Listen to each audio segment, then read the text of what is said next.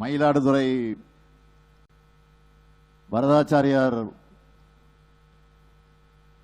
பூங்காவில் மூவலூர் ராமாமிர்தம் அம்மையார் என்னுடைய பெயரிலே மூவலூர் ராமாமிர்தம் அம்மையாருடைய சிலை, தமிழில் முதல் நாவல் எழுதிய மாயூரம் முன்சிப் வேதநாயகம் அவர்களுக்கு அரங்கம் கட்டிட இருக்கிறோம். அரங்கம் கட்டி இருக்கிறோம். சீர்காழியில் தமிழிசை மூவர் மணிமண்டபத்தில் போட்டித் தேர்வுக்கு தயாராகக்கூடிய மாணவர்கள் படிக்க 13 லட்சம் ரூபாய் மதிப்பீட்டில் அடிப்படை வசதிகளை செஞ்சிருக்கோம். 500 கோடி ரூபாய் மதிப்பீட்டில் சாலை பணிகள், குடிநீர் பணிகள், குடிநீர் வசதிகள், புதிய கட்டிடங்கள்னு 4911 பணிகளை செஞ்சிருக்கிறோம். செம்பனார் கோவிலில் மதானத்தில் அரசு கால்நடை மருத்துவ கட்டடம் கட்டியிருக்கிறோம். சீர்காழியில் கால்நடை மருத்துவமனை கட்டி அதை பயன்பாட்டிற்கு ஒப்புத்திருக்கிறோம். பூம்புகார் சுற்றுலா வளாகம் மேம்படுத்தப்பட்டுள்ளது. பூம்புகார் கல்லூரிக்கு வகுப்பறைகள் கட்டக்கூடிய பணியும், திருவெண்காடு பள்ளிக்கு அடிப்படை வசதிகளும் அமைக்கிற பணியும் நடந்து கொண்டிருக்கிறது. 8 நிரந்தர நேரடி நெல் கொள்முதல் கிடங்குகள் அமைச்சிருக்கிறோம். 10 உலர்களங்களை அமைச்சிருக்கிறோம். நெடுஞ்சாலைத்துறை சார்பில் 241 கிலோமீட்டர் தூரத்துக்கு சாலைகளை போட்டு இருக்கிறோம். பேரூராட்சி துறைகள் சார்பில் 72 கோடி ரூபாய்க்கு திட்டப்பணிகள் நடந்து கொண்டிருக்கிறது. சீர்காழி ஒன்றியத்திற்குட்பட்ட 7 ஊராட்சிகளில் கொள்ளிடம் கூட்டு குடிநீர் திட்டப்பணிகளை முடிச்சிருக்கிறோம். 200 கிராமங்கள் பயனடையக்கூடிய வகையில் 19 மினி பஸ்கள் விடப்பட்டிருக்கு. 262 இடங்களில் தூர்வாரக்கூடிய பணிகள் நடந்து கொண்டிருக்கிறது. பொதுப்பணித்துறை சார்பில் 229 கோடி ரூபாய் மதிப்பீட்டில் பல்வேறு துறைகளுக்கு பல்வேறு கட்டடங்களை கட்டி தந்திருக்கிறோம். இது மட்டுமல்ல, நம்ம திராவிட மாடல் அரசோட முத்திரை திட்டங்கள்ல இந்த மாவட்டத்தில் உங்களில் எவ்வளவு பேர் பயனடைஞ்சிருக்காங்க என்று சொல்ல வேண்டும் என்று சொன்னால், கலைஞர் மகளிர் உரிமை திட்டத்தில் 64,396 சகோதரிகளுக்கு, மன்னிக்கணும், 1,64,396 சகோதரிகளுக்கு மாதம் 1000 ரூபாய் வழங்குகிறோம். 18,961 பேருடைய நகைக்கடன்களை தள்ளுபடி செஞ்சிருக்கிறோம். 1,217 மகளிர் சுய உதவி குழுக்களுக்கு 13 கோடி ரூபாய் கடனை தள்ளுபடி செஞ்சிருக்கிறோம். காலை உணவு திட்டத்தில் 50,689 மாணவர்கள் சுவையா சூடா சத்தான உணவை சாப்பிடுறாங்க.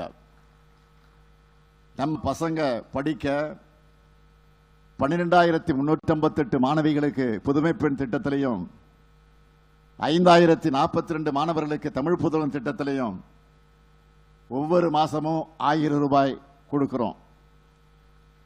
41,000 மாணவர்களுக்கு நான் முதல்வன் திட்டத்தில் பயிற்சி அளித்துக் கொண்டிருக்கிறோம்.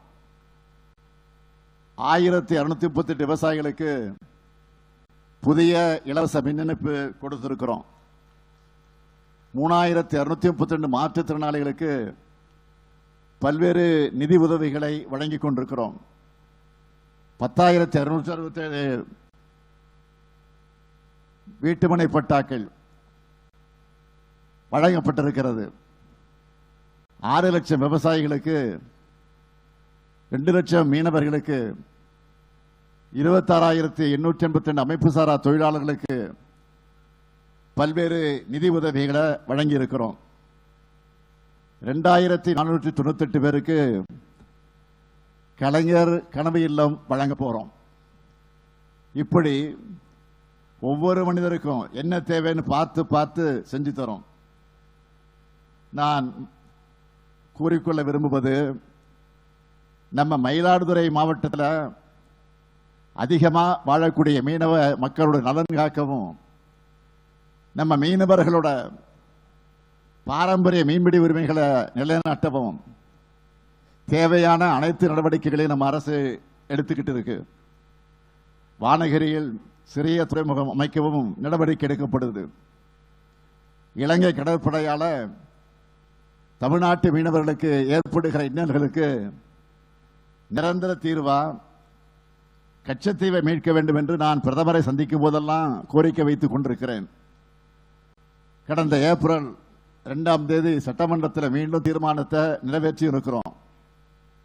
அது மட்டுமல்ல, இலங்கை சிறையில் வாடுகிற நம்முடைய மீனவர்களையும் அவங்களுடைய படகுகளை மீட்க வேண்டும் என்று ஒன்றிய அரசை தொடர்ந்து வலியுறுத்தி கொண்டிருக்கிறோம். தமிழர்கள் மீதோ தமிழ்நாட்டு மீனவர்கள் மீதோ கொஞ்சமும் அக்கறை இல்லாத ஒன்றிய பாஜக அரசு கச்சத்தீவை தாரை வார்த்தது யாருன்னு அவர்கள் அரசியல் மட்டும்தான் செஞ்சுக்கிட்டு இருக்கிறாங்க. இன்னொரு நாட்டோடு ஒப்பந்தம் போடுவது என்பது ஒன்றிய அரசினுடைய அதிகாரத்தில் இருக்கு. 10 ஆண்டுகளுக்கு மேல பாஜக தான் ஒன்றியத்தில் ஆட்சி செஞ்சுக்கிட்டு இருக்கு. இதுவரையில கச்சத்தீவை மீட்க அவர்கள் எடுத்த நடவடிக்கை என்ன?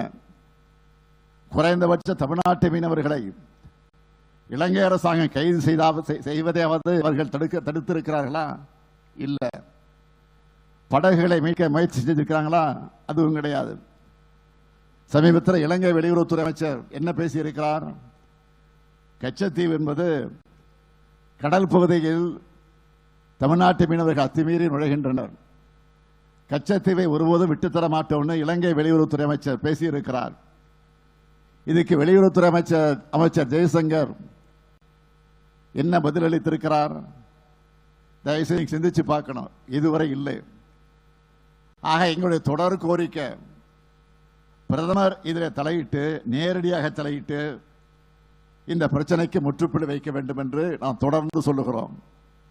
அதற்கு தமிழ்நாடு அரசும் திராவிட முன்னேற்ற கழகமும் தொடர்ந்து போராடும். இதை மீனவ சகோதரர்களுக்கு நான் உறுதியோடு தெரிவிக்க விரும்புகிறேன். மயிலாடுதுறை மாவட்டத்துக்கு வந்துட்டு உங்களுக்கு தேவையானதை கேட்டுட்டு அறிவிப்புகளை செய்யாம நான் இருக்க முடியுமா? அப்படி செய்யாம நான் இங்கிருந்து போக முடியுமா? நீங்கள் விட்டாலும் நானாவது மனம் வந்து போவேன்னா முடியாது. அதனால மாவட்டத்துக்கான 8 புதிய அறிவிப்புகளை இந்த நிகழ்ச்சியின் வாயிலாக நான் அறிவிக்க விரும்புகிறேன். முதலாவது அறிவிப்பு, மயிலாடுதுறை பகுதியில் சீரா வாகன போக்குவரத்தை உறுதி செய்ய நீடூர் ஊராட்சியில் 85 கோடி ரூபாய் செலவில் புதிய ரயில்வே மேம்பாலம் அமைக்கப்படும். இரண்டாவது அறிவிப்பு, சுற்றுலா பயணிகள் அதிகமாக பயன்படுத்துகிற தரங்கம்பாடி மங்கநல்லூர் ஆடுதுறை சாலை 45 கோடி ரூபாய் மதிப்பீட்டில் இருவழிச்சாலையாக மேம்படுத்தப்படும். மூன்றாவது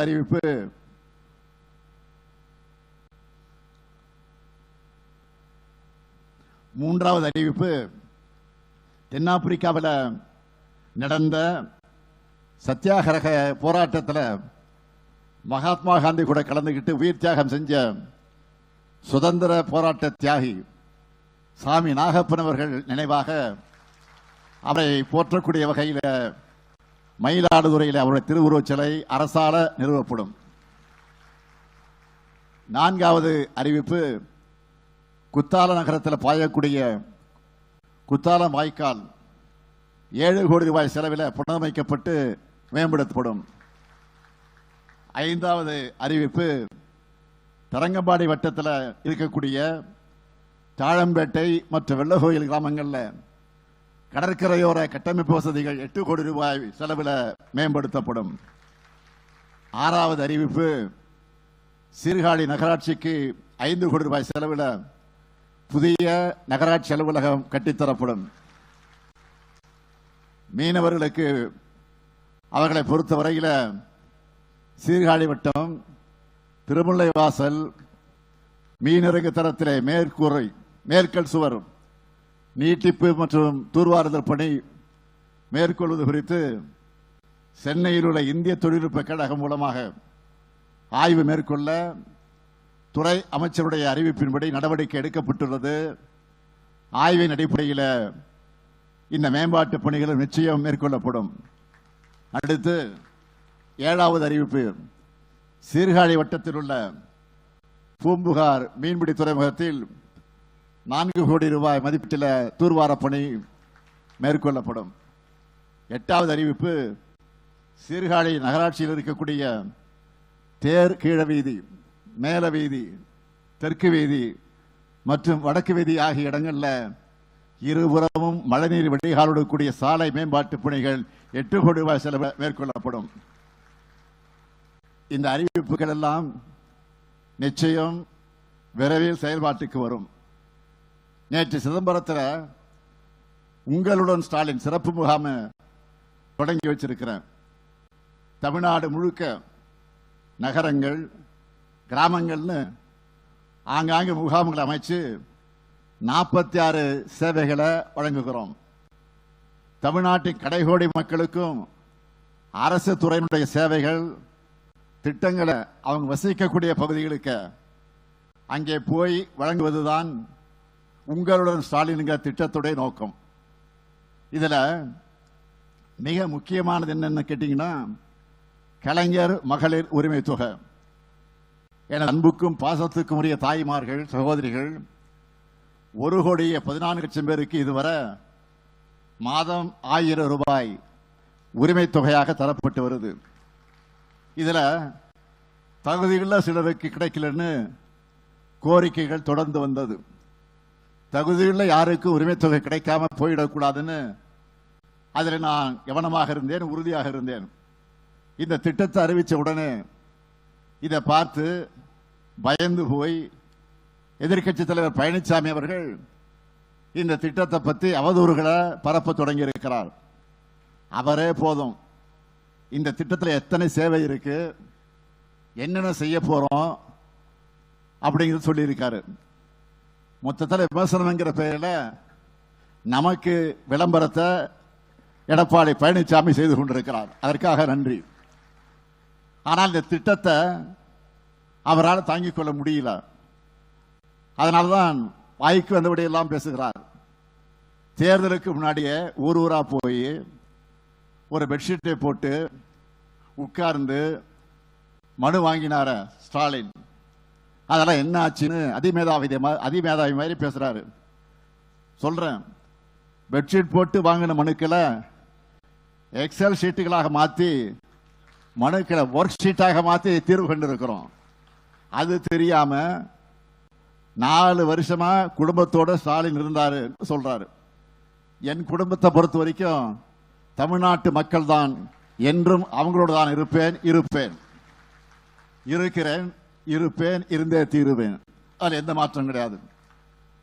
உங்களுடைய ஸ்டாலினை பொறுத்த வரைக்கும் உங்களுடன் ஸ்டாலின் திட்டத்திற்காக வீடு வீடாக போகிறோம். அவருடைய கட்சியை சார்ந்தவங்க குடும்பத்திலேயே விசாரிச்சு பார்க்கட்டும். கட்சி பேதம் பார்க்காம தமிழ்நாட்டு மக்களை தன் குடும்பமாக நினைக்கிற ஆட்சி தான் இந்த ஸ்டாலினுடைய ஆட்சி. மகளிர் உரிமை தொகை உள்ளிட்ட எல்லா திட்டங்களும் அதிமுக குடும்பங்களை சார்ந்த மகளிருக்கும் போய் சேருது. மறுக்க முடியுமா?